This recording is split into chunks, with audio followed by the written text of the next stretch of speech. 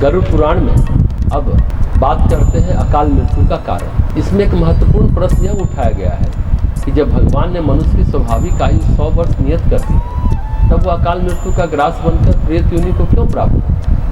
इसके उत्तर में भगवान कृष्ण ने यह स्वीकार किया, वास्तव में संसार में जन्म लेने वाले सभी मनुष्य की उम्र 100 वर्ष की नियत है, पर मनुष्य अपने दुष्कर्मों, दुराचरणों अथवा पूर्व जन्म के पापों से स्वयं ही अपनी आयु को क्षीण करने का कारण बनता है। इस प्रसंग से इस बात का स्पष्ट रूप से खंडन हो जाता है कि ब्रह्मा ने मनुष्य को जो आयु नियत कर दी है, उसमें एक क्षण का भी अंतर नहीं हो सकता।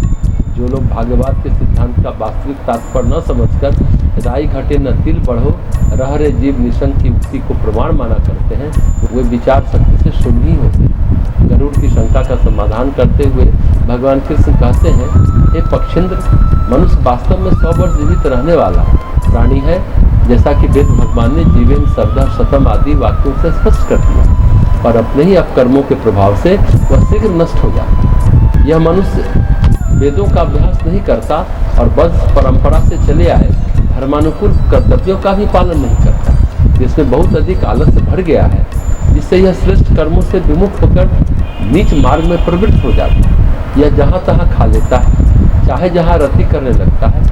इस प्रकार भोजन और भोग में उच्छृंखल हो जाने और इसी प्रकार के अन्य खोटे कर्मों से यह अपनी आयु का क्षय करता रहा। जो ब्राह्मण श्रद्धा न रखने वाला, अपवित्र रहने वाला, जब तक से परामुख, मंगल कार्यों को त्याग देने वाला, मदिरापान आदि दुष्कर्मों में आसक्त होगा, वह शीघ्र ही यमराज द्वारा क्यों नहीं दंडित किया जाएगा। इसी प्रकार जो क्षत्रिय राजा प्रजा की रक्षा न करके उसका उत्पीड़न करता है और अपना सब समय और राज्य कोष दुर्व्यसनों में खर्च करता रहता है, अथवा जो पापों के भय से युद्ध में कायरता दिखाता है, उसे यमराज की अदालत में क्यों नहीं दोषी बनना पड़ेगा। वैश्य वर्ण जो व्यक्ति समाज उपयोगी कार्यों को त्याग कर झूठे व्यवहार से केवल मनुष्यों को ठगने और धन बटोरने में लगा रहेगा, उसे भी दंड स्वरूप यम यातना सहन करनी ही पड़ेगी। समाज सेवा के कार्यों से विमुख होकर हानिकारक मार्ग पर चलने वाले शूद्र भी यमराज द्वारा दंडनीय होता है।